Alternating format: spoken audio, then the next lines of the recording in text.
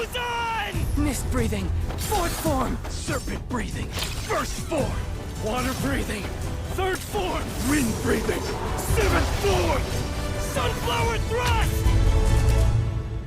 Bro, I don't know about you guys, but Demon Slayer is one of those anime that just catches you off guard and never lets go. When I first started watching it, I thought it was just another typical shonen, but bro, it's something else entirely. Tanjiro's story is an emotional roller coaster, swinging from pure rage to moments that seriously get you holding back tears. And it's not just hype either. The anime really delivers on every level. Jaw-dropping animation, a spine-tingling soundtrack, and characters you genuinely care about. Today, I'm going to take you through the entire story of Demon Slayer, from the tragic beginning with our protagonist's family, all the way to the epic finale that wrapped everything up perfectly. If you haven't watched it yet, or if you just want to relive every detail of this masterpiece, get comfy, grab some popcorn, and don't forget to hit that subscribe button. Alright, let's get into it, because this story is long, and every second is worth it.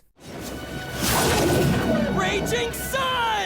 Tanjiro Kamado's life was simple, but happy. Living on a remote mountain with his mother and siblings, he would travel down to the nearby town to sell charcoal and ensure his family had enough to eat. On a day of heavy snow, he bids them all farewell, promising to return soon. In town, his keen sense of smell makes him useful to the villagers, helping solve small problems, and he manages to sell his entire stock. As night falls, a man named Saburo stops him from heading back up the mountain, warning him of demons that hunt in the dark. No, Don't argue, just get in here. Before the demons show up. A skeptical Tanjiro accepts the offer of shelter, but the seed of doubt is planted. The next morning, as he returns home, he is met with an overwhelming scent of blood. The scene is one of pure horror. His entire family has been slaughtered. The sole survivor is his sister, Nezuko, whose body is still warm. Desperate, Tanjiro throws her onto his back and runs through the snow toward town, battling the freezing air and his own exhaustion to find a doctor. On the way, Nezuko awakens, but not as a human. She has turned into a demon, attacking him with supernatural strength. As he struggles to restrain her, a demon slayer emerges from the shadows. His name is Giyu Tomioka. He instantly subdues Nezuko, intending to execute her. Tanjiro pleads for his sister's life, insisting she hasn't killed anyone, and that the true culprit left a strange scent at the house. Impassive, Giyu rebukes Tanjiro's weakness, declaring that the weak have no rights. In a calculated act of desperation, Tanjiro launches a frontal assault, but secretly throws his hatchet into the air. Giyu easily sidesteps the physical attack, but is caught off guard by the hatchet now flying toward him. The plan almost works, but before Giyu can react, Nezuko, who should be starved for human flesh, positions herself to protect her brother. Intrigued by this display, Giyu decides to spare them. He knocks Nezuko unconscious and gags her with a piece of bamboo, instructing Tanjiro to seek out a man named Sakonji Urokodaki at the foot of Mount Sagiri, with one final warning: never expose his sister to sunlight. With a mission to find Sakonji Urokodaki, Tanjiro begins his journey. To travel during the day, he needs a way to protect Nezuko from the sun. He finds a bamboo basket, and with her newfound ability to change her size, Nezuko shrinks down and is able to shelter inside it. Carrying his sister on his back, Tanjiro sets off. At nightfall, they come across a temple and smell blood. Inside, a demon is devouring humans. The hell are you doing here? This is my territory. The creature attacks, and for the first time, Tanjiro and Nezuko fight together. The demon has an incredible regeneration ability, even capable of regrowing severed limbs. Nezuko displays impressive physical strength, but the pair is inexperienced. Just as they are about to be defeated, a masked man appears and saves them. The sun rises, and the remaining demon disintegrates into ash. The man introduces himself as Sakonji Urokodaki. Urokodaki immediately tests Tanjiro's resolve, asking what he would do if Nezuko were to devour a human.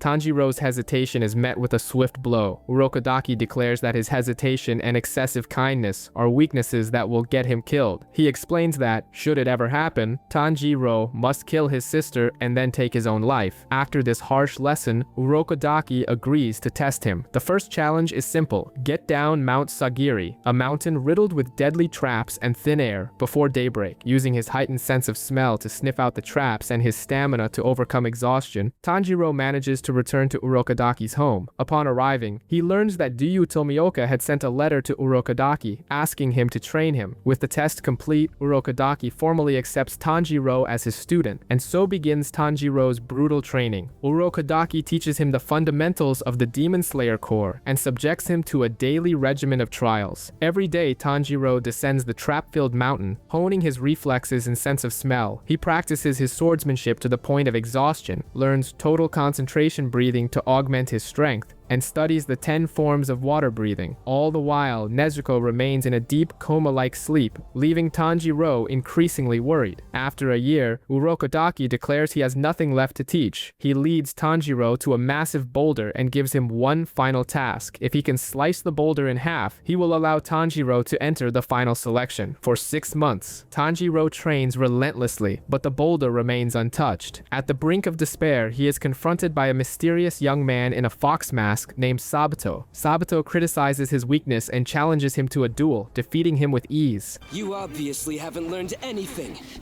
You haven't mastered any of your training.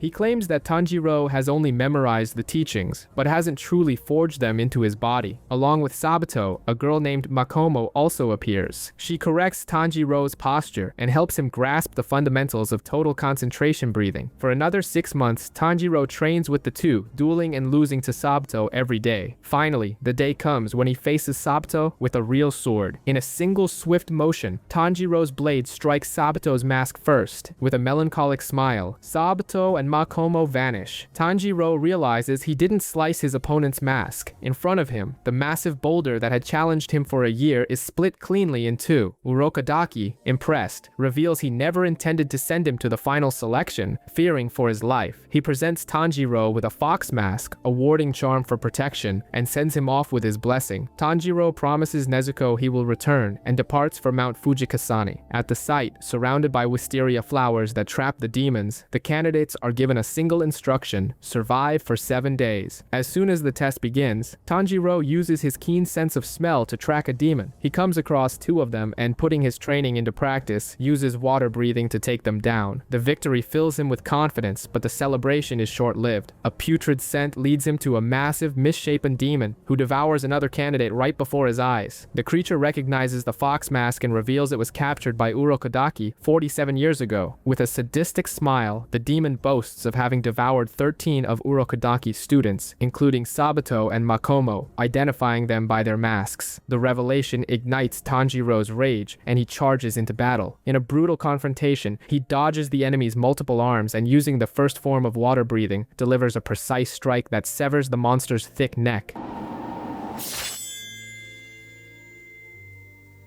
As its body disintegrates, the demon sees a vision of its human past, calling out for its brother. Tanjiro, sensing its sorrow, offers a prayer for it to find peace in the next life. At the end of the 7 days, only 4 candidates have survived the final selection. They receive their uniforms, their Kaskai crows for communication, and the chance to select the ore for their Nichiren swords. After the test, an exhausted Tanjiro returns to Urokadaki's home. As he arrives, the door flies open, and Nezuko, finally awake from her long slumber, runs to embrace him. Urokadaki explains that she likely recovers her strength by sleeping instead of consuming human flesh. 15 days later, an eccentric swordsmith named Haga Nezuka delivers Tanjiro's sword. As he unsheathes it, the blade turns a pitch black color, a rare color, associated with swordsmen who fail to reach their full potential. Before they can discuss its meaning, a Kaskai crow appears with an urgent order. Tanjiro's first mission as a demon slayer is to head to a town to the northwest, where young girls have been vanishing night after night.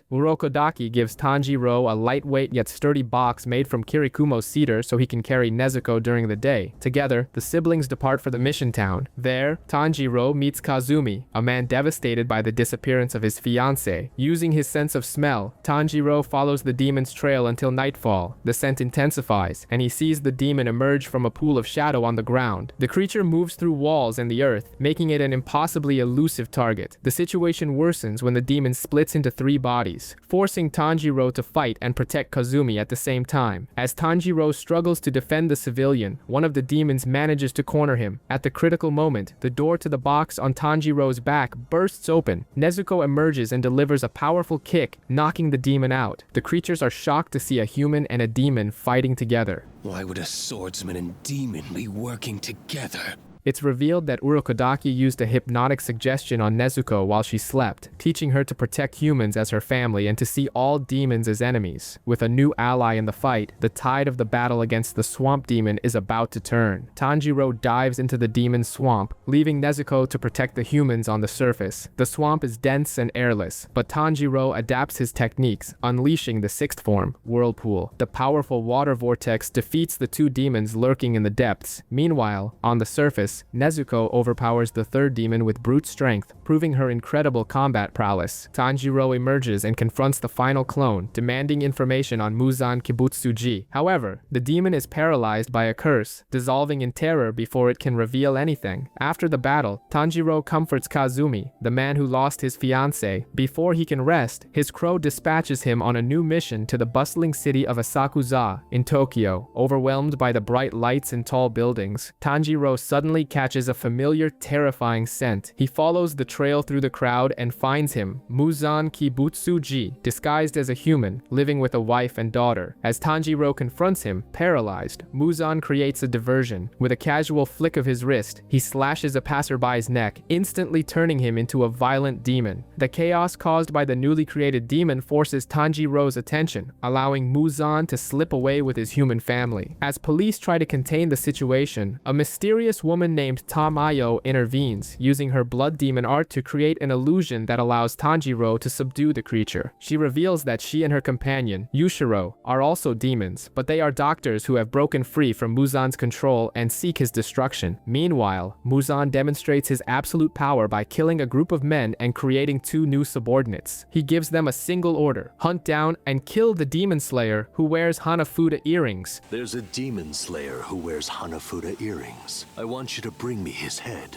At Tamayo's hidden clinic, she explains she has modified her body to survive on minimal amounts of donated blood and confirms that a cure to turn demons back into humans is possible. To create this cure, Tamayo asks Tanjiro for two things: a sample of Nezuko's unique blood and blood from the most powerful demons, those belonging to the 12 Kizuki, Muzan's elite guard. Just as Tanjiro agrees, the clinic is violently attacked. Two of Muzan's assassins have found them. The attackers, Suzumaru and Yaiba, destroy the building with powerful Tamari balls that change direction unnaturally. Yushiro, though injured, uses his blood demon art to grant Tanjiro sight of invisible arrows, the source of the Tamari's impossible movements controlled by the second demon, Yaiba. Suzumaru proudly declares they are members of the 12 Kizuki. Realizing this is his chance to collect the blood Tamayo needs, Tanjiro prepares for battle. The group splits up. Tanjiro takes on Yaiba, the arrow demon, while Nezuko joins Tamayo and Yushiro to fight Suzumaru.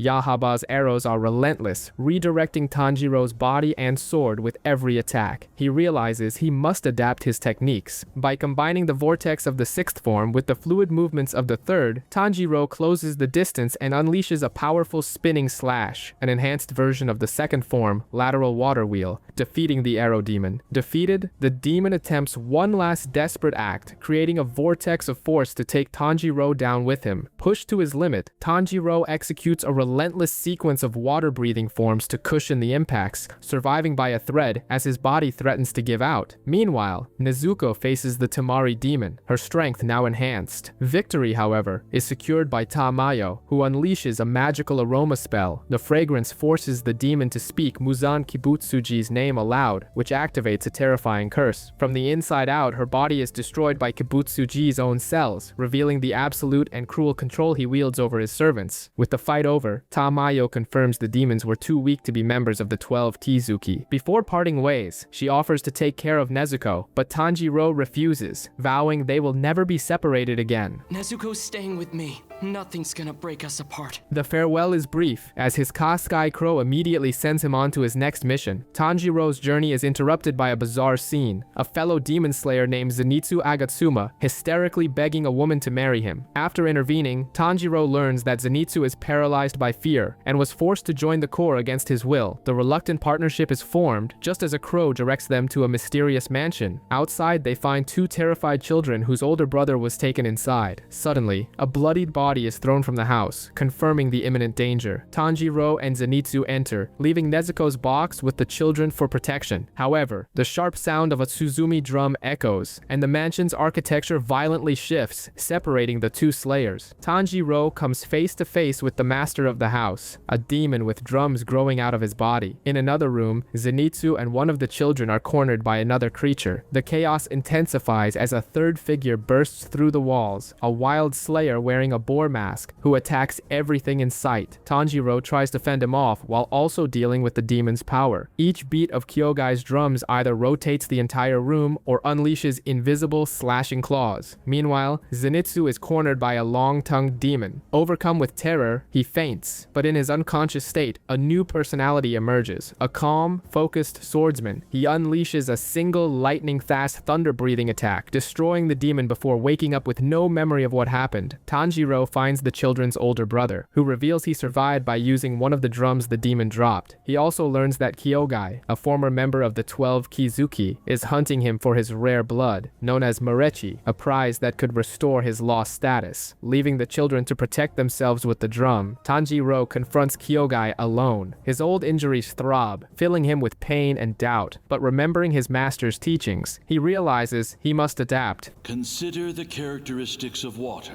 His spirit reignites as he prepares to use the flow of water breathing to overcome his physical limitations and the demon's disorienting power. Injured and exhausted, he realizes motivation alone won't be enough. Using his intellect, he learns the demon's pattern. A musty smell precedes each claw attack. With short, sharp breaths to stabilize his broken bones and muscles, Tanjiro adapts to the room's unpredictable rotations. Kyogai reveals his goal is to devour a rare-blooded human to regain his place among the 12 Kizuki. The demon intensifies his assault, but Tanjiro, now in sync with the rhythm of the battle, dodges every blow without stepping on the scattered papers he recognizes as the demon's manuscripts. He lunges forward with the 9th form of water breathing, minimizing his contact time with the floor and getting close enough to deliver the final blow. Before Kyogai disintegrates, Tanjiro acknowledges the power of his blood demon art, offering the demon a moment of peace by validating his strength. Kyogai fades away with the thought that his art, both demonic and literary, was finally recognized. After collecting a blood sample for Tamayo, which is whisked away by a mysterious cat, Tanjiro rescues the children and exits the mansion. Outside, he finds Zenitsu, covered in wounds, protecting the wooden box from a demon slayer in a boar mask. Zenitsu cheerfully explains that he protected the box because Tanjiro said it was more important than his own life. The sight of a wounded Zenitsu enrages Tanjiro, who confronts the boar-masked slayer. He scolds him for attacking a comrade, but the stranger insists on fighting. The battle begins, and Tanjiro finds himself at a disadvantage against his opponent's beastly, low-to-the-ground fighting style, moving like a four-legged animal. In an act of desperation, Tanjiro delivers a powerful headbutt that cracks his opponent's skull and knocks him out, revealing a surprisingly delicate face beneath the mask. The slayer introduces himself as Inosuke Hashibira before passing out from the concussion. What's the matter? After burying the dead from the mansion, a Kaskai crow guides them to a house bearing the Wisteria family crest, a safe haven for demon slayers to rest. There, an old woman welcomes them with hospitality, offering food, clean clothes, and a doctor. It is revealed that Tanjiro has 2 broken ribs, Zenitsu has 3, and Inosuke has 4. During their recovery, Zenitsu finally asks about the box. Tanjiro, trusting him, allows the box to open. From it emerges Nezuko. Shocked and enraged that Tanjiro was traveling with such a beautiful girl, Zenitsu erupts in a jealous fit, accusing him of having a good time while he suffered. The night ends with Zenitsu chasing Tanjiro and Nezuko down the halls of the house. Fully recovered, the group receives their next mission from a Kaskai crow: head to Mount Natagumo. After bidding farewell to the lady of the Wisteria house, they set off. As they approach the mountain, a sinister aura and the smell of death hang in the air. Zenitsu, paralyzed with fear, refuses to go on. Tanjiro and Inosuke decide to enter alone, leaving him behind. The forest is dense and covered in spiderwebs. They soon find a terrified demon slayer who warns them that his 10-member squad was annihilated, forced to fight one another. The cause of the chaos soon reveals itself. Other slayers, moving like puppets, attack them. Tanjiro realizes they are being controlled by nearly invisible spider threads attached to small spiders on their backs. As they struggle to cut the threads without harming their comrades, a demon floating on the threads confronts them, declaring that their family's mother will take care of the the intruders. Mother will be sure to make quick work of all of you. While a slayer named Murata offers to hold back the controlled swordsman, Tanjiro and Inosuke push deeper into the forest. Guided by Inosuke's sharp senses, they find a female slayer suspended by threads, begging for death to escape the excruciating pain of her shattered bones. Inosuke prepares to grant her request, but Tanjiro stops him, seeking a way to save her. With a swift move, he pulls the slayer toward a tree, using the threads themselves to pin and immobilize her without causing further harm. The demon controlling them, a mother figure coerced by a childlike demon named Rui, is forced to send out her most powerful puppet, a giant, headless creature. Tanjiro and Inosuke face the marionette, but their attacks are useless against its brute force. Realizing they can't win alone, Tanjiro devises a plan. He uses his body as a platform, launching Inosuke into the air. With the extra burst of momentum, Inosuke manages to defeat the creature with a single decisive strike. With the battle won, Tanjiro locates the mother demon. She offers no resistance, seeing death as a release. In an act of compassion, Tanjiro uses the fifth form of water breathing, a gentle blade that grants a peaceful end. Before she vanishes, she leaves him with a warning. One of the 12 Kizuki is on the mountain. As Tanjiro tends to Inosuke's wounds, Zenitsu wanders alone and terrified. He stumbles upon a house floating in midair, suspended by webs, and is swarmed by spiders with human faces. One of them bites him, and the demon responsible appears, explaining that the venom will turn him into a spider in 30 minutes. Sheer terror overwhelms Zenitsu, and he faints from fear. In his unconscious state, memories of his training resurface. He remembers his master encouraging him to perfect the one and only technique he ever managed to master. Driven by those words, his body moves on instinct. He rises, takes the stance for thunder breathing, and executes the first form, thunderclap and flash. With supernatural speed, he evades the poison and annihilates the smaller creatures. The spider demon, shocked by the transformation, underestimates Zenitsu, believing a single move poses no threat, but Zenitsu refines his attack, unleashing thunderclap and flash sixfold. In the blink of an eye, he soars through the air and defeats the demon. After the final strike, he collapses, the poison still coursing through his veins, and uses his breathing to slow the toxin's advance. Far away, Tanjiro and Inosuke encounter a massive muscular demon blocking their path. As the pair prepares for battle, two elite slayers, the Hashira Jiyu Tomioka and Shinobu Kocho, arrive on the mountain. Tanjiro's blade, however, can't even scratch the giant demon's neck. With a single blow, the creature hurls Tanjiro far away, leaving Inosuke to fight alone. Tanjiro lands in another part of the forest, where he finds the true 12 Kizuki member Rui, torturing another demon he calls his sister. Outraged by the cruelty, Tanjiro confronts him, declaring that the bond between them is a fake one, built on fear and hatred. Enraged, Rui attacks with threads as sharp as steel. While Tanjiro struggles to defend himself, Inosuke faces the giant demon. Unable to cut its neck, he uses his twin swords to hack at the monster's nape repeatedly, but the creature sheds its skin, emerging even larger and stronger. His swords shatter on impact, and he is grabbed, about to be crushed. At the last second, Giyu Tomioka appears and kills the giant demon with a single, fluid motion. Inosuke is left paralyzed, stunned by the Hashira's overwhelming power. At the same time, Tanjiro continues his desperate fight against Rui. He uses the 10th form of water breathing, constant flux, but Rui empowers his threads with his blood demon art. Tanjiro's sword shatters against the web. Inosuke, awestruck, challenges him, but the swordsman Giyu Tomioka simply binds him and tells him to rest. At the same time, another Hashira, Shinobu Kocho, finds Zenitsu. She calmly explains that his breathing slowed the venom's advance and administers an antidote, saving his life. Meanwhile, Tanjiro's blade shatters against Rui's threads. Unable to defeat him, he is saved by Nezuko, who emerges to protect him but is grievously wounded. Rui, seeing the bond between them, becomes obsessed and demands that Tanjiro hand over his sister. Tanjiro refuses, and Rui reveals his true identity, lower rank 5 of the 12 Kizuki. Let's see if you can take down a being like me, one of the 12 Kizuki.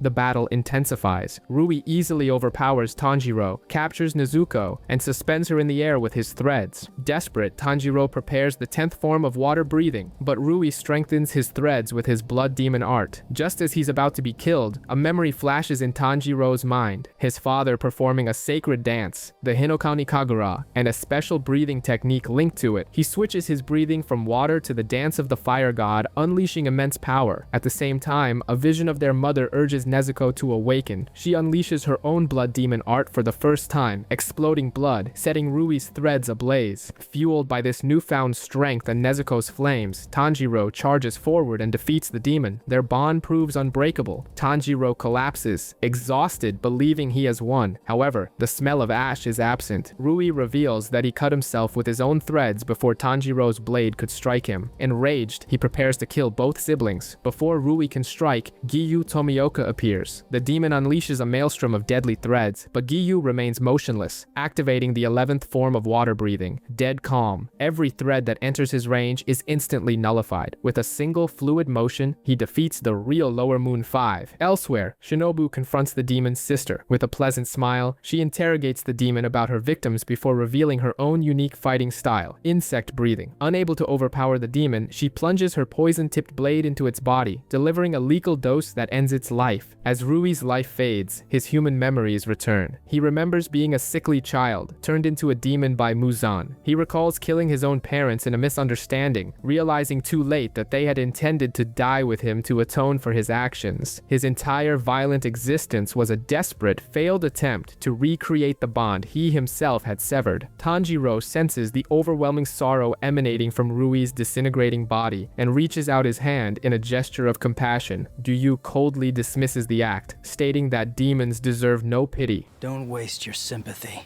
It was a demon. Just then, Shinobu arrives and upon seeing Nezuko, moves in to kill her. To everyone's surprise, Giyu protects her, directly violating the rules of the Demon Slayer Corps. He instructs Tanjiro to grab his sister and run. A chase ensues, but Tanjiro is quickly intercepted by another Slayer, Kanao Tsuyuri. As she prepares to execute Nezuko, a crow from headquarters arrives with an urgent message. Tanjiro and Nezuko are to be taken into custody, not killed. The battle ends. A cleanup crew known as the Kakushi tends to the wounded and secures the area. Tanjiro is subdued and taken away. He awakens later, bound and kneeling on the ground, to find himself face to face with the 9 most powerful swordsmen in the Demon Slayer Corps, the Hashira. Confused and injured, he is informed that he is at the Demon Slayer Corps headquarters to stand trial. The Hashira waste no time. The Flame Hashira, Kyojuro Rengoku, demands the immediate execution of both Tanjiro and his demon sister, declaring that harboring an Oni is a clear violation of the code. The Sound Hashira, Uzui, offers to finish him off in a flashy way, while the Stone Hashira, Himejima, mourns Tanjiro's very existence. Amid the judgment, Tanjiro can only look for Nezuko, but his search is cut short. The discussion turns to Giyu Tomioka, who also broke the rules by aiding Tanjiro. Shinobu Kocho, the insect Hashira, intervenes, asking to hear Tanjiro's story. After being given some medicated water, Tanjiro explains that Nezuko is his sister, and that even after 2 years as a demon, she has never devoured a human. His words are met with scorn and disbelief. He insists that Nezuko can fight alongside the Slayers to protect humanity. The tension explodes when the Wind Hashira, Sanemi Shinazugawa, appears holding Nezuko's box. He scoffs at the idea of a benevolent demon and without hesitation stabs his blade through the box. Enraged, Tanjiro charges forward and in a surprising move lands a powerful headbutt on Sanemi. Before the fight can escalate, the arrival of the master of the mansion is announced. All the Hashira kneel in reverence, and Tanjiro looks upon the leader of the Demon Slayer Corps for the first time. Kagaya Ubuyashiki expresses his pleasure at seeing them gathered and, with impressive calm, addresses the main issue. He has personally sanctioned Tanjiro and Nezuko's situation and asks the Hashira to accept his decision. Most vehemently oppose him, arguing that the Demon Slayer Corps' mission is to annihilate all demons without exception. To support his decision, the master presents a letter from the former Hashira, Sakonji Urokodaki. The letter details how Nezuko has retained her human reason and refused to harm people even when starved. Urokodaki, Giyu Tomioka, and Tanjiro himself vow to commit seppuku if Nezuko ever attacks a human. The master also reveals something shocking. Tanjiro has encountered Muzan Kibutsuji. The revelation sends a shockwave through the Hashira, who had never come so close to the demon leader. Still skeptical, Sanemi decides to prove his point. He cuts his own arm, letting the blood drip to entice Nezuko, and taunts her to reveal her true nature. Nezuko struggles against her instincts, recalling Urokodaki's words to protect humans. humans. To everyone's surprise, she turns her face away in disgust at Saneni's blood. The proof is given. With Nezuko's innocence established, the master concludes the trial. He instructs Tanjiro to prove his and his sister's worth by defeating one of the 12 Kizuki. Tanjiro and Nezuko are then taken by Kakushi members to the Butterfly Mansion, Shinobu Kocho's residence, to recover. There, Tanjiro is reunited with Zenitsu and Inosuke. Zenitsu is panicking about his treatment, while Inosuke is uncharacteristically quiet and depressed, having damaged his throat in battle. Meanwhile, the master continues his meeting with the Hashira, discussing the growing threat of demons and expressing his unwavering faith in his elite warriors. Life at the Butterfly Mansion becomes a routine of recovery. 2 weeks later, Tanjiro and Inosuke are the first to begin rehabilitation training. Sorry.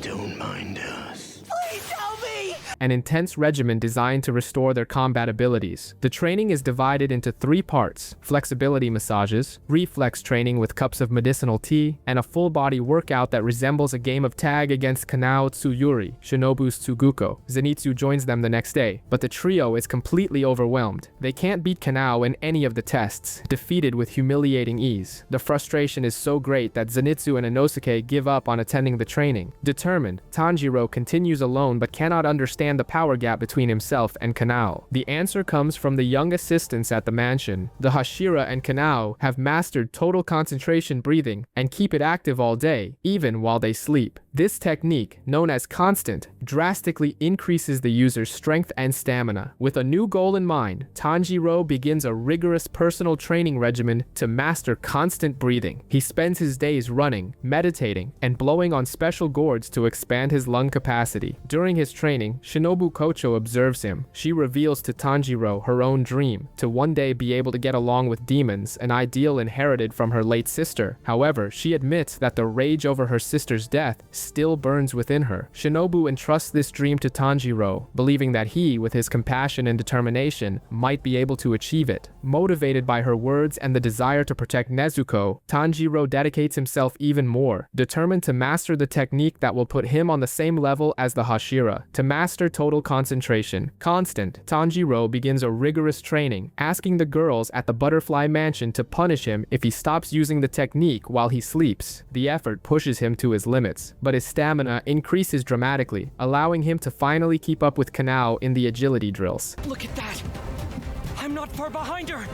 Meanwhile, Zenitsu and Inosuke refuse to train. Feeling demotivated, it is Shinobu who manipulates them with reverse psychology and words of encouragement, causing both to dedicate themselves to the training with renewed fury. A flashback reveals Kanao's past, a child sold by her parents, so traumatized that she became incapable of making decisions. She was rescued by the Kocho sisters, and Kanae, the elder, gave her a coin so she could decide things for herself, hoping that one day her heart would blossom. Back in the present, the trio of slayers is fully recovered and stronger. Their reforged swords arrive, brought by the swordsmiths Haganezuka and Kanamori. Haganezuka, furious that his blade was broken, attacks Tanjiro in a fit of rage. Inosuke, on the other hand, receives his new dual blades and immediately chips them with a rock to give them a serrated edge, much to Kanamori's despair. With his new skills, Tanjiro finally beats Kanao in the reflex training, snatching the teacup before she can. Declared fit for combat, he takes the opportunity to ask Shinobu about the Hinokani Kagura. She has never heard of it, but clarifies that it is different from flame breathing and suggests he seek out the flame Hashira, Kyojuro Rengoku, for answers. As Tanjiro and his friends prepare for their next move, a greater threat manifests in the shadows. In his dimensional fortress, Muzan Kibutsuji summons the lower moons. Furious at their weakness following Rui's death, he reads each of their minds, sensing their fear and disloyalty, and executes them one by one, brutally dissolving almost the entire hierarchy.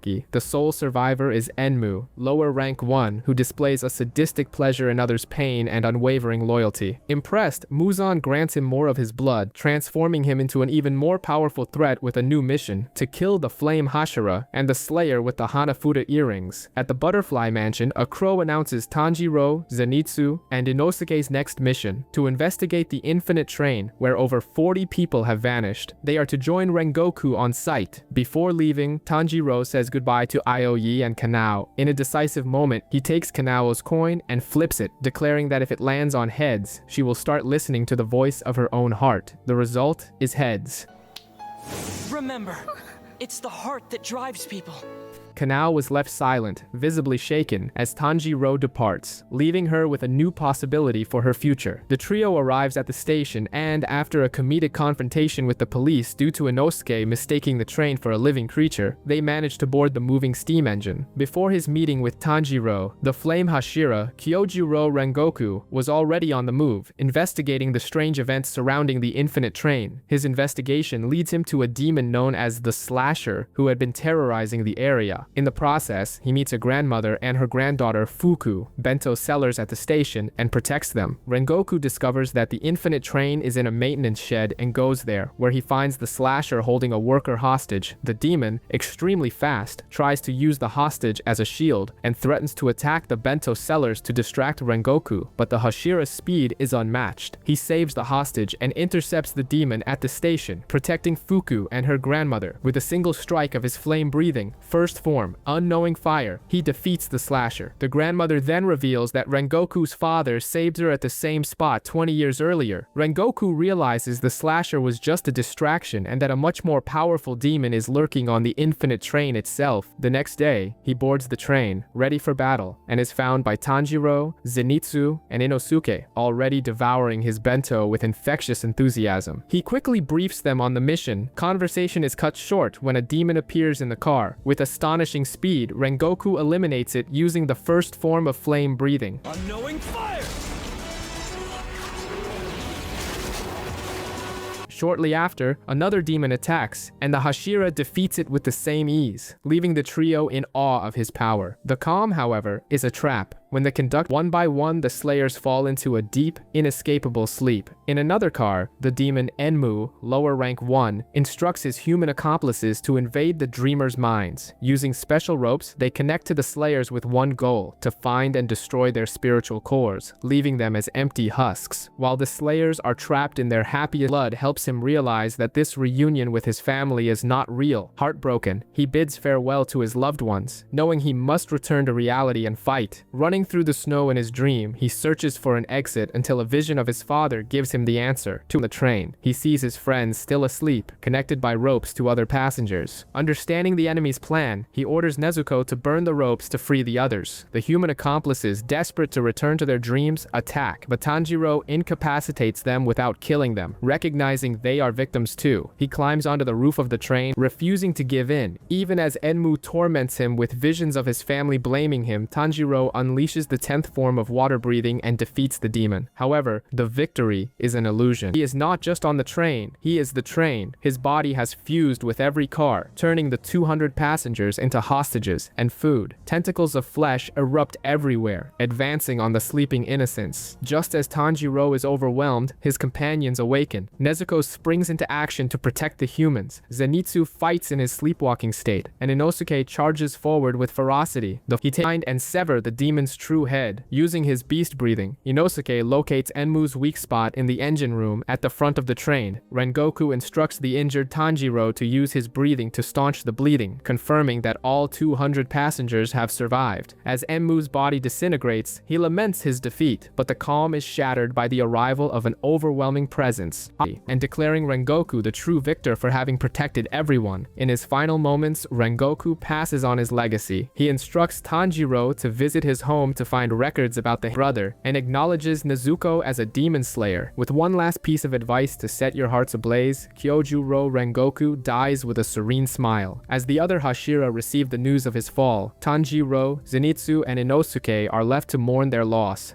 Akaza reports to Muzan, who furiously reprimands him. To the Demon King, defeating a single Hashira is nothing. He demands the complete annihilation of the core. Muzan humiliates Akaza for being wounded by a mere slayer, and for failing to eliminate the other 3 on sight. All the while, 3 other demon slayers survived the confrontation. Why did you not kill them when you had the chance? Leaving Upper Moon 3 in disgrace. 4 months pass. Tanjiro, still recovering, follows Rengoku's crow to his family home to deliver the Hashira's last messages. There, he meets Senjuro, the younger brother, but is confronted by their father, Shinjuro. Drunk and embittered, he insults his own son's memory until he notices Tanjiro's earrings and accuses him of being a user of sun breathing. breathing, the first and most powerful of all breathing styles. In a fit of rage, Shinjiro attacks, but Tanjiro takes him down with a kick. Senjiro thanks Tanjiro and shows him the records of the flame Hashira, hoping to find information about sun breathing. However, the crucial pages have been destroyed. Senjiro confesses he will not follow the path of a swordsman and gives Tanjiro Kyojiro's sword guard as a symbol of protection. Before leaving, Tanjiro delivers Kyojiro's simple message to his father: please take care of yourself. After months of training and solo missions, the Slayer's routine is broken by the flamboyant arrival of Tengen Uzui, the sound Hashira. He tries to forcibly recruit Aoyi for a mission, but Tanjiro, Zenitsu, and Inosuke intervene, offering to go in her place. Uzui accepts and leads them toward the entertainment district, a flashy and dangerous place where a demon is lurking. On the way to the entertainment district, Tengen Uzui lays down his rules. He declares himself a god of flashiness and demands absolute obedience from Tanjiro, Zenitsu, and Inosuke, whom he considers mere trash. Upon arriving in Yoshiwara, they find a world of luxury and desire that shines at night, the perfect environment for a demon to hide. Uzui explains that his 3 wives, Kunoichi, who infiltrated as courtesans, have stopped sending reports, and their mission is to find them and gather information. To do this, the trio is forced to disguise themselves as girls with disastrous makeup to infiltrate the 3 suspicious houses: the Tokito house, the Ogimoto house, and the Kyogoku house. Tanjiro, now Sumiko, is accepted into the Tokito house. Inosuke, as Inoko, impresses the mistress of the Ogimoto house with his robust build and is also recruited. Only Zenitsu, Zenko, remains, who, after much insistence from Uzui, is finally taken into the Kyogoku house. Inside the houses, they begin their investigation. Tanjiro learns that Suma, one of Uzui's wives, disappeared from the Tokito house under suspicion of having run away. In the Ogimoto house, Inosuke's sharp hearing leads him to sense a demonic presence in the room of Makio, another of Uzui's wives. He hears sounds of a struggle and realizes she is being held captive. In the Kyogoku house, Zenitsu's super hearing guides him to a wrecked room where a young girl is crying. He comes face to face with the most famous Oiran, Warabi Hime. The sound she makes is so unnaturally silent and malevolent that Zenitsu freezes, realizing he is in the presence of an upper-ranked demon. Though terrified, he confronts her to protect the girl, but is brutally struck and knocked unconscious. Inosuke, meanwhile, bursts from the ceiling to chase the demon he sensed. The creature, agile and slender, escapes through the walls, and Inosuke loses sight of it in the crowd, frustrated. A flashback reveals the truth. Warabi Hime is Daki, Upper Moon 6. The former mistress of the Kyogoku house confronted her about her true nature and was coldly murdered. Muzan appears in her memory, praising Daki for her strength and for having already eliminated 7 Hashira. Back in the present, Daki realizes Zenitsu is not a civilian. After the attack, the other girls tend to Zenitsu, who wakes up confused. They thank him for his courage, unaware of the true nature of the danger they faced. At the Tokito house, Zenitsu has vanished. The sound Hashira, Tengen Uzui, receives the report and dismisses it as an escape, but secretly knows the situation is more serious. He gathers Tanjiro and Inosuke, revealing Zenitsu's disappearance and ordering them to leave. Uzui believes the demon is an upper moon, a threat too great for low-ranking slayers. Tanjiro and Inosuke refuse to abandon the mission. Tanjiro deduces that the demon must operate from within one of the houses, using a hidden passage to abduct its victims without a trace, and believes the captives are still alive. While Inosuke retrieves his swords with the help of Uzui's muscle mice, Tanjiro bids farewell to Koinatsu Oiran, who shares her joy of leaving the district the next day. But as he walks away, a shadow falls over her. A faint, sweet scent cuts through the air, the smell of a demon. Tanjiro rushes back to find Koinatsu ensnared by the beautiful and terrifying Oiran Warabi Hime, who reveals her true nature as Upper Moon 6, Daki. Her weapon is her own Obi, which attacks with impossible speed and absorbs Koinatsu completely. Tanjiro charges, using water breathing to try and rescue the Oiran, but his strikes are ineffective. He realizes that to face an Upper Moon, he has no choice but to use the Hinokami Kagura. While Tanjiro faces the demon's main body, Tengen Uzui locates one of his wives, Hinatsuru. She has been poisoned but manages to provide a crucial clue before he gives her the antidote and sends her to safety. Guided by the sounds of battle, the Hashira crashes through the floor, revealing a secret underground cave beneath the city. Down below, Inosuke is fighting a desperate battle against the sentient Obi that guards a food locker of captured humans. Just as he is about to be overwhelmed, Zenitsu, still unconscious, emerges and unleashes a devastating thunder-breathing attack. Soon after, Uzui's other 2 wives, Makio and Suma, join the fight to protect the captives. Finally, the sound Hashira himself arrives, and his presence instantly turns the tide. On the surface, Tanjiro's battle against Daki intensifies. He switches to the Hinokami Kagura, and his movements become sharper and more powerful.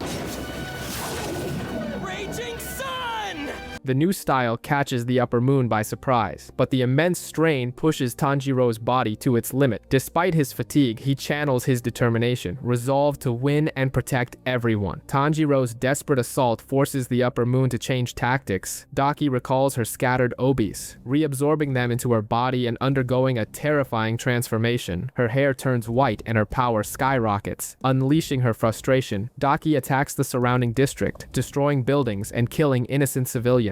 The senseless carnage ignites a cold fury in Tanjiro. Driven by rage, he pushes his body beyond its limits. A strange, inherited memory flashes through his mind, a memory from Muzan's own cells, of a swordsman who once cornered the Demon King. This cellular memory propels Tanjiro, and his speed and power reach an unprecedented level. He moves faster than Daki can react, pinning her obis and bringing his blade to her neck. But just as he is about to deliver the final blow, his body gives out under the immense pressure. As Daki closes in on a fallen Tanjiro, the door to his box bursts open. Nezuko emerges, but not as herself. Her body matures, a horn grows from her head, and vine-like markings cover her skin. She regenerates a limb instantly, and her power now rivals that of an upper-rank moon. With a furious roar, she launches a devastating kick, beginning a battle of demon versus demon. Nezuko's transformation reaches its peak. Her blood, splattering onto Daki, explodes into flames that burn only the demon's body, slowing her regeneration.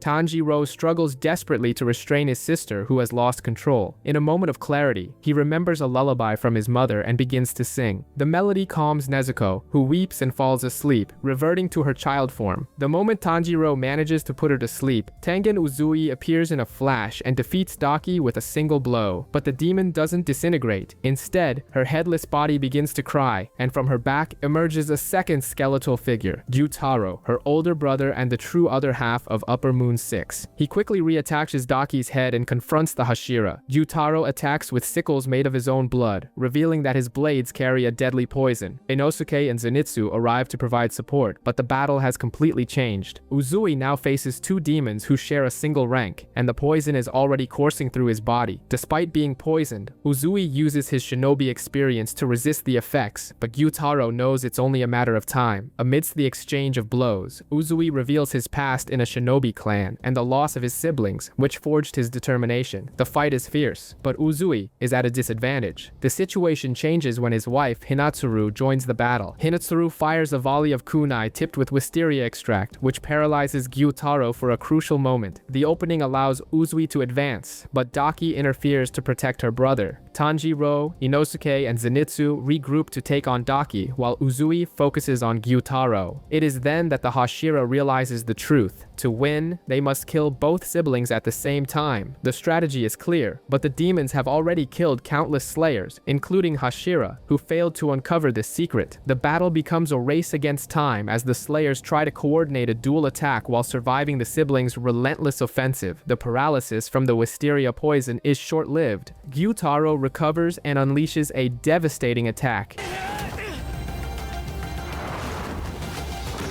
ensnaring Hinatsuru with his blood demon art sashes. As Tanjiro's strength begins to wane, he fuses water breathing with the Hinokami Kagura, forging a hybrid style that grants him the power and resilience to slash through the sashes and rescue Uzui's wife. With the strategy set, Zenitsu uses his maximum speed to clear a path to Daki, while Tanjiro supports him. Inosuke, wielding his jagged blades, launches a head-on attack and pulls off what seemed impossible. To ensure the head doesn't reattach, Inosuke grabs it and runs, but the victory lasts only a second. Gyutaro silently appears behind him and pierces his chest with a sickle. At the same time, Uzui falls, one arm severed, and Zenitsu is buried under the rubble of a collapsing building. In the blink of an eye, the situation turns into a disaster. On the ground and on the verge of death, Tanjiro faces Gyutaro, who mocks his weakness and offers to turn him into a demon. Pretending to give in, Tanjiro launches a surprise attack, driving a poisoned kunai into Gyutaro's neck with a headbutt. The poison paralyzes materializes the upper moon for an instant, creating the chance they've all been waiting for. From the rubble, Zenitsu bursts forth at God's speed, aiming for Daki's neck. His blade, however, isn't strong enough to cut through, but he isn't alone. Inosuke leaps to his aid, driving his serrated swords into the demon's neck from the opposite side, and together they begin to saw. Meanwhile, Tengen Uzui rises. He wasn't dead. He used his muscles to stop his own heart and contain the poison. With his musical score technique complete, he can now read Gyutaro's attacks, dodging every blow with surgical precision. Uzui clears a path for Tanjiro, who channels all his remaining strength into a single strike. With a final simultaneous effort, the Slayer's blades strike through, defeating both demons at the same time. But before they can celebrate, Uzui screams a warning. It's not over yet. Gyutaro's body explodes in a storm of blood blades, devastating everything around. Tanjiro is saved by Nezuko, who uses her blood demon art to burn the poison from his body and those of his comrades, saving Inosuke and Uzui from certain death. Amid the destruction, Tanjiro finds Gyutaro and Daki's heads disintegrating as they trade bitter accusations. He stops them, reminding them that, in the end, they only had each other. Gyutaro's memories reveal his past as a human. He and his sister Ume were born into the poverty of the entertainment district. He, disfigured and despised, became a violent debt collector to protect his sister's beauty. But when Ume was killed by a samurai, Gyutaro's thirst for revenge left him on the brink of death, until an upper moon found them and offered a new life as demons. In the afterlife, Gyutaro tries to push his sister away so she can find the light, but Ume refuses to abandon him, and the two walk into the darkness together. Back in the present, the serpent Hashira, Iguro, arrives and criticizes Uzui's victory. The sound Hashira announces his retirement, but points to Tanjiro's potential as a future pillar. The news of an upper moon's defeat for the first time in a century reaches Kagaya Ubuyashiki, who sees it as an omen that the tide of fate is turning. The victory reverberates, and in the Infinity Castle, the upper moons are summoned. Akaza, Doma, Kokushibo, Gyoko, and Hantengu meet in the Infinity Castle, where the tension between them is palpable. Muzan appears, furious at Gyutaro's defeat, and expresses his discontent with their stagnation. He then sends Gyoko and Hantengu on a new mission based on newly discovered information. 2 months later, Tanjiro finally awakens from a coma. He learns that Zenitsu, Inosuke, and Tengen Uzui have already recovered and moved on. However, his sword remains damaged, and the swordsmith responsible for it, Hagamezuka, has disappeared. To resolve the impasse, Tanjiro is given permission to go to the secret swordsmith village. After a complex journey, blindfolded and with his ears plugged to protect the village's location, he finally arrives. There, he meets the love Hashira, Mitsuri Kanroji, and fellow slayer Genya Shinazugawa. Mitsuri encourages him, mentioning a secret weapon hidden in the village that can make him stronger. Intrigued, Tanjiro begins to explore, and his search leads him to a clearing where he finds the mist Hashira, Muichiro Tokito, and behind him stands a battle training doll that Tanjiro recognizes from an old memory. Muichiro Tokito is forcing a young swordsmith named Kotetsu to hand over a key. Tokito scoffs at the swordsmith's importance, claiming that only slayers save lives. Tanjiro intervenes, defending Kotetsu and the alliance between warriors and artisans, but the Hashira ignores him. With the key, Tokito activates an ancient training doll, the Yorichi Type 0. Kotetsu explains that the six-armed automaton was modeled after a legendary swordsman from the Sengoku era, and its technology is so advanced it cannot be repaired if broken. The image of the swordsman awakens a memory in Tanjiro, which Kotetsu believes to be an inherited memory from his ancestors. Tokito trains against the doll, destroying one of its arms and breaking one of its swords. He takes the remaining blade for himself and discards the damaged automaton. Despondent, Kotetsu is motivated by Tanjiro and decides to use the doll to train him.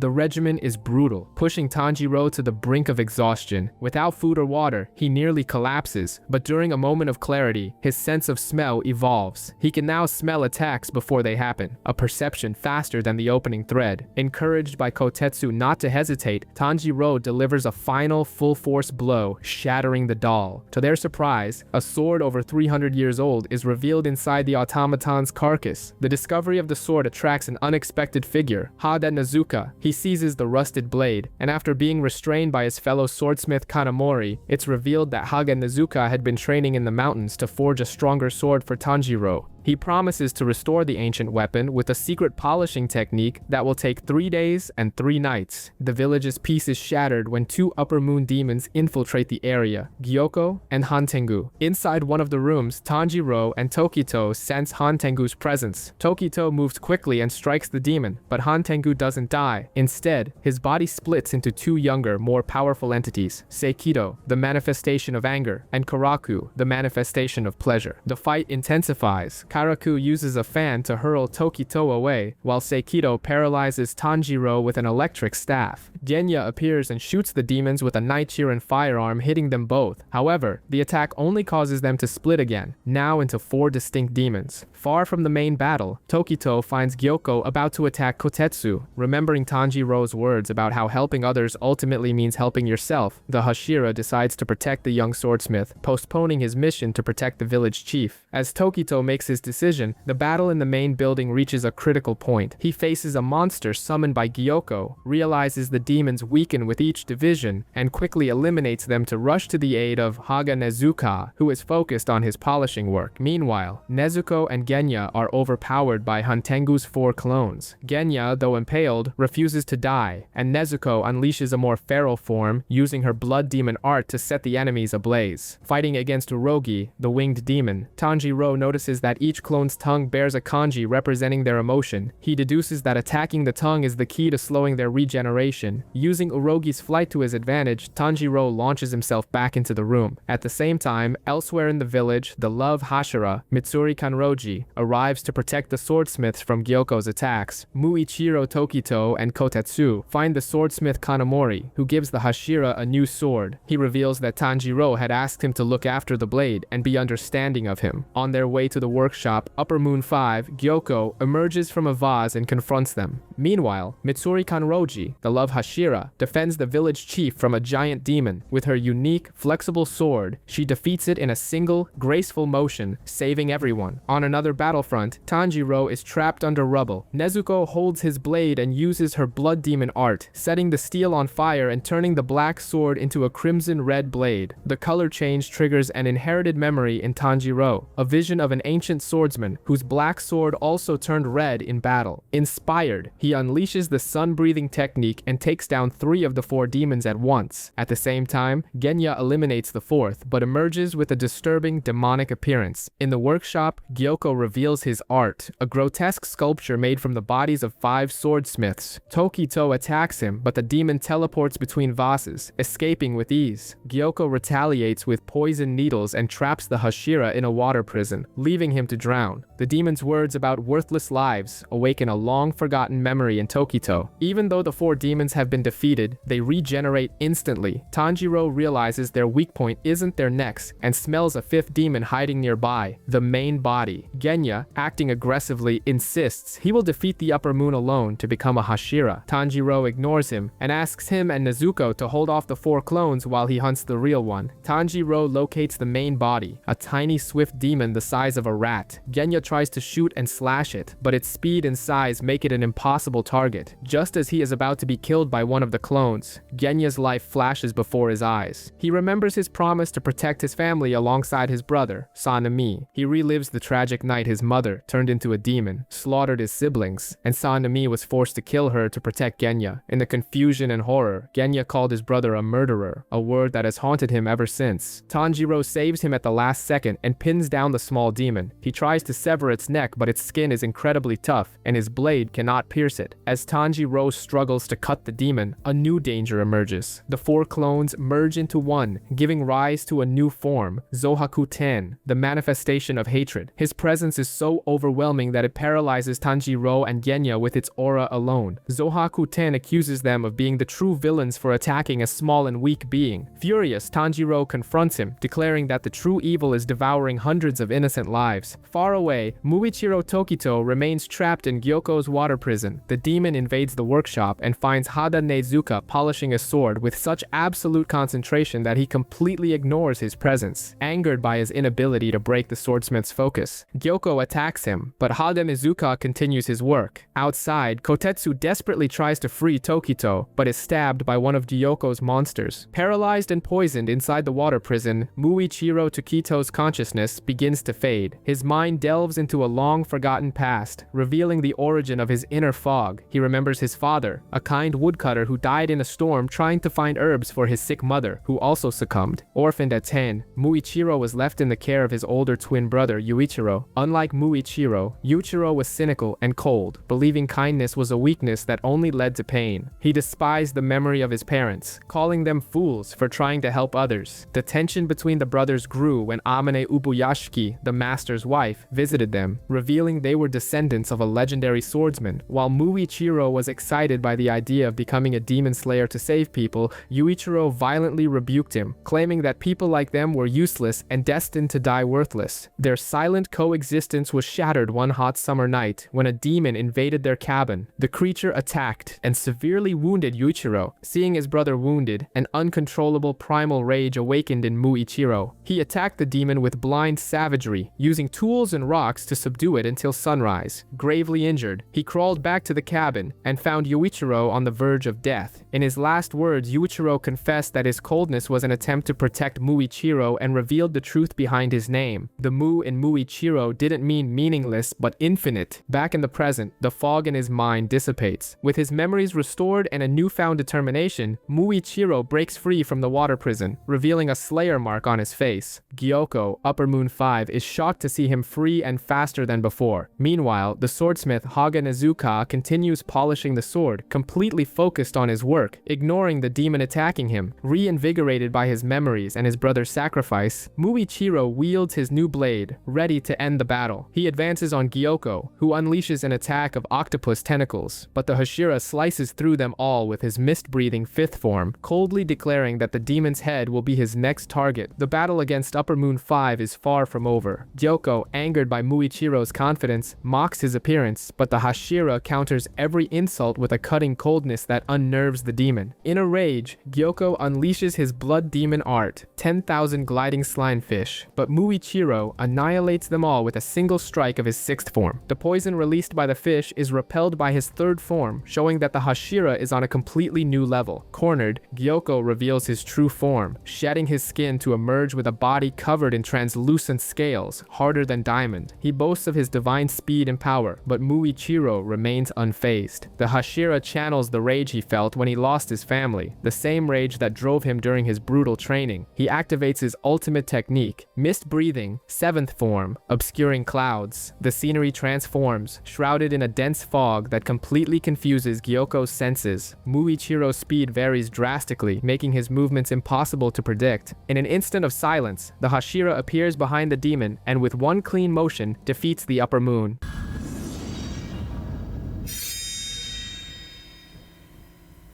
As his body disintegrates, Gyoko screams about his superiority, but Muichiro silences him with a final command: go to hell and never be reborn. With victory secured, the poison finally takes effect, and Muichiro collapses. Kotetsu and Kanamori rush to help him. Kanamori reveals he survived Gyoko's attack because the sword guard Tanjiro gave him blocked the fatal blow. In his delirium, Muichiro sees the spirits of his parents and his brother, who finally thanks him, bringing peace to his heart. Meanwhile, the fight against Upper Moon 4 reaches a critical point. Tanjiro, Nezuko, and Genya are overwhelmed by the wooden dragons of Zohaku 10, the clone of hatred. Just as a sonic attack is about to annihilate them, a swift figure cuts through the air, slicing the dragons' heads with a flexible whip-like blade. Mitsuri Kanroji, the love Hashira, has arrived. Mitsuri Kanroji enters the battle with astonishing speed, her love breathing slicing through Zohaku 10's attacks. The demon insults her, but she responds with determination, her unique sword moving unpredictably. Zohaku 10 realizes her strength is abnormal and decides to use a more powerful attack. He unleashes a wave of compressed sound that hits Mitsuri head-on, knocking her unconscious. Her mind travels to the past, revealing a life marked by her superhuman strength. Since childhood, Mitsuri possessed a muscle density 8 times greater than that of a normal person, giving her immense power and a voracious appetite. This strength, along with her unusual hair color, made her a target of rejection, culminating in a broken engagement. To be accepted, she tried to suppress who she was. She dyed her hair black, ate less, and pretended to be weak. But she couldn't live a lie. Her desire to find a place where she could be herself led her to the Demon Slayer Corps, where her strength was celebrated, not condemned. Waiting on the battlefield, Mitsuri hears the others' shouts of encouragement. With renewed determination and her friend's support, she decides to stop holding back. A Slayer mark appears on her neck, and her power explodes. She unleashes a torrent of love-breathing attacks, strong enough to hold off Zohaku Ten's dragons on her own. She yells for Tanjiro, Nezuko, and Genya to go after Hantengu's main body. The trio advances through the forest, and Tanjiro locates the demon, a tiny rat-sized being hidden inside a giant heart protected by a tree of flesh. Genya uses his teeth to rip away the branches, while Nezuko sets the tree ablaze with her blood demon art. With the path cleared, Tanjiro charges forward with the Hinokami Kagura, ready to deliver the final blow. He slashes the heart's neck but realizes too late that the main body wasn't inside. Hantengu, still in his diminutive form, flees desperately. The final chase begins, with the sun about to rise. The chase for Hantengu's main body is down to the wire. The demon is incredibly fast, and the slayers are exhausted. Remembering Zenitsu's teachings on thunder breathing, Tanjiro focuses all his strength into his legs, explodes with speed, and manages to reach the demon, driving his blade into its neck. However, the sword can't cut through. In a moment of desperation, Muichiro Tokito throws the ancient sword found in the village. Despite the swordsmith's protests, Tanjiro wields the blade and, with help from Nezuko and Genya, finally defeats Hantengu's main body. But the victory is short-lived. The sun begins to rise, and Nezuko burns under its first rays. At the same time, Hantengu's headless body, driven solely by resentment, charges at the swordsmiths. Tanjiro finds himself paralyzed, forced to choose between saving his sister or protecting the innocent. It is Nezuko who makes the decision. With a kick, she shoves him toward the demon, sacrificing herself. After destroying Hantengu's true body,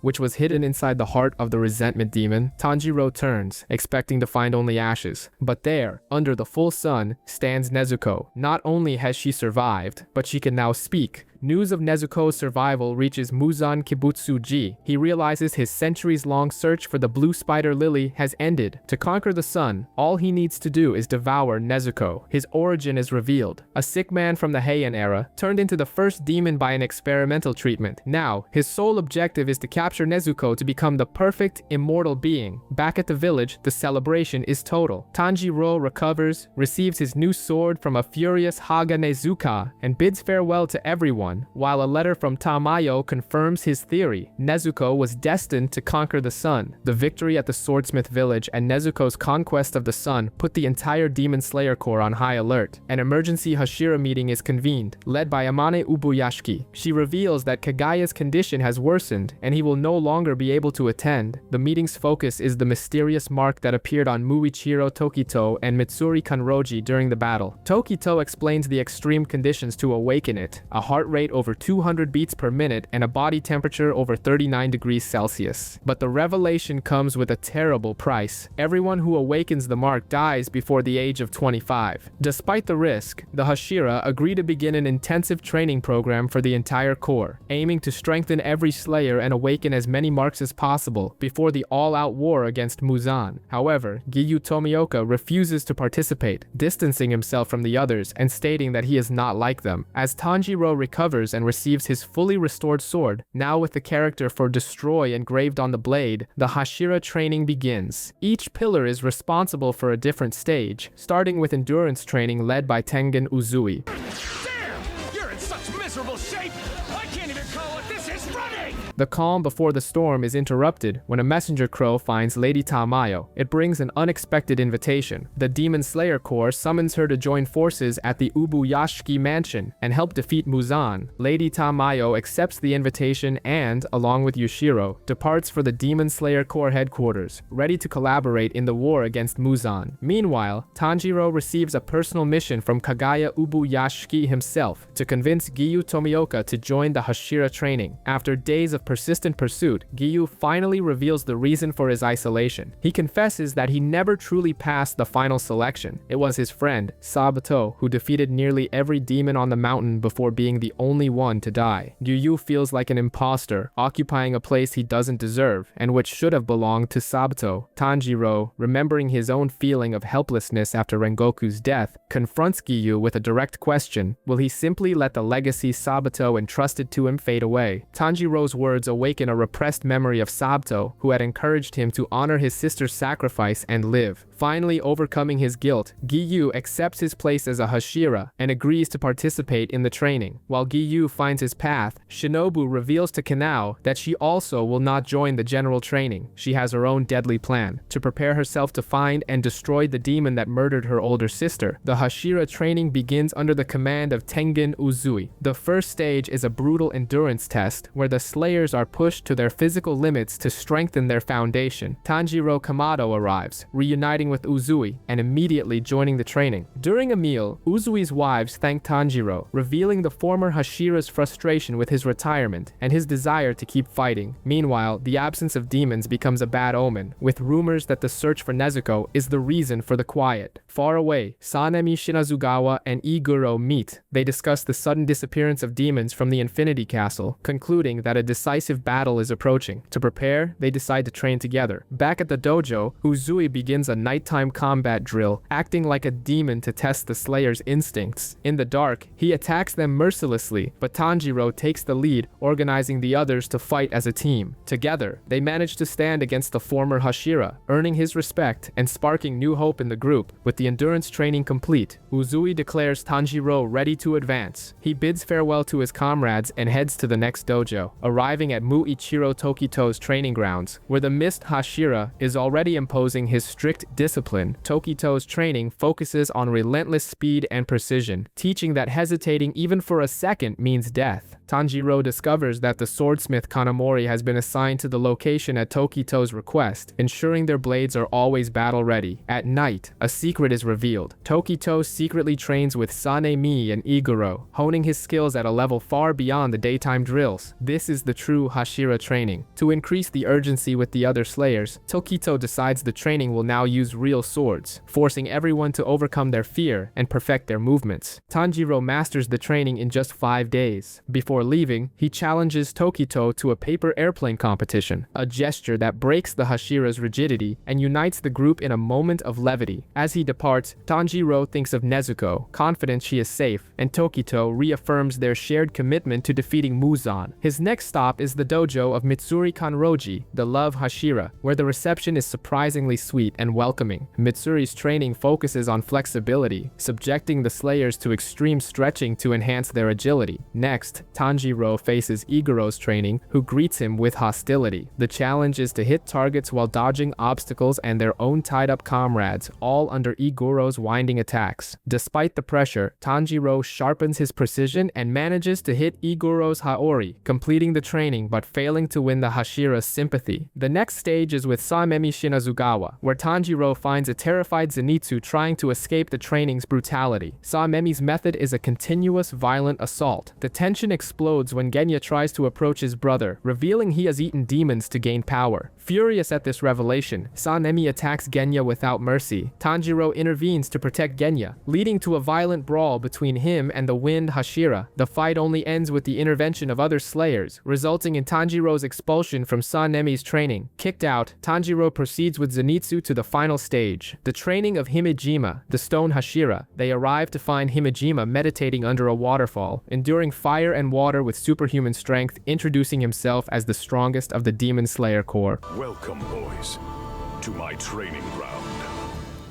His regimen is brutal and focused on strengthening the body, meditating under an icy waterfall, carrying 3 massive logs, and finally, pushing a colossal boulder over a long distance. While Zenitsu quickly succumbs, Tanjiro and Inosuke brave the waterfall, using a Buddhist chant to maintain consciousness under the crushing pressure of the water. As the Slayers train, Muzan uses Nakime's eyes to scan the country, systematically locating the Slayers' bases and closing in on his true target. Back in the mountains, many Slayers give up, unable to endure the harshness of the training. It is then that Genya appears and reveals to Tanjiro the secret to moving the boulder: repetitive motion. The technique involves focusing on a predetermined action to push concentration to its absolute limit, using painful memories to increase heart rate and body temperature. Tanjiro applies the method immediately. He visualizes his lost family and clings to Rengoku's last words, "Set your heart ablaze." Channeling his pain and determination into pure strength, he manages to move the boulder, to the astonishment of Inosuke and the other slayers. His success marks the completion of the first phase of the hellish training. Inspired by Tanjiro's feat, Inosuke also uses his willpower to move his boulder, leaving only Zenitsu behind. Zenitsu, in turn, receives a mysterious letter from his sparrow, Chutaro, and his expression becomes dark and determined. After completing his task, Tanjiro collapses from exhaustion, but is saved by Himejima. The stone Hashira finally recognizes Tanjiro's worth, revealing his own tragic past. He was betrayed by one of the orphan children he protected, which led to a demonic massacre and his unjust imprisonment. Tanjiro's unwavering purity finally shatters the mistrust Himejima had carried for years. With Himejima's training complete, Tanjiro departs for the next stage, leaving behind a Zenitsu focused on a personal mission. He arrives at the training grounds of Giyu Tomioka and Sanemi Shinazugawa, finding the two Hashira locked in a fierce combat with wooden swords. Tanjiro's innocent interruption, mentioning Sanemi's favorite sweet, breaks the tension for a moment. Later, while walking alone, Sanemi notices signs of a demonic infiltration. The scene cuts to the Ubuyashiki mansion, where Kagaya, the leader of the demon slayers, sits calmly, face to face with the newly arrived Muzan Kibutsuji. He reveals to Muzan that they both share the same bloodline and that the curse afflicting his family is the result of a monster like him being born. Kagaya confronts Muzan's dream of immortality, declaring that true eternity lies in the human will, a legacy of feelings and determination that can never be destroyed. In his final act, Kagaya sacrifices himself along with his wife and two daughters, detonating the mansion in a massive explosion to injure and trap Muzan. Before Muzan can fully regenerate, he is immobilized by the thorns of Tamayo's blood demon art, who seizes the opportunity to inject him with a drug developed to reverse demonic transformation. Himejima is the first to arrive, followed by all the other Hashira, Tanjiro, and his friends. Together, they launch a coordinated and overwhelming assault against the weakened demon. However, just as victory seems within reach, Muzan springs his final trap. The ground beneath their feet shatters, and all the slayers are dragged into the Infinity Castle, a labyrinthine and ever-shifting dimension. Separated from his allies, Tanjiro finds himself alone, face to face with Muzan Kibutsuji, ready for the battle that will decide the fate of the world.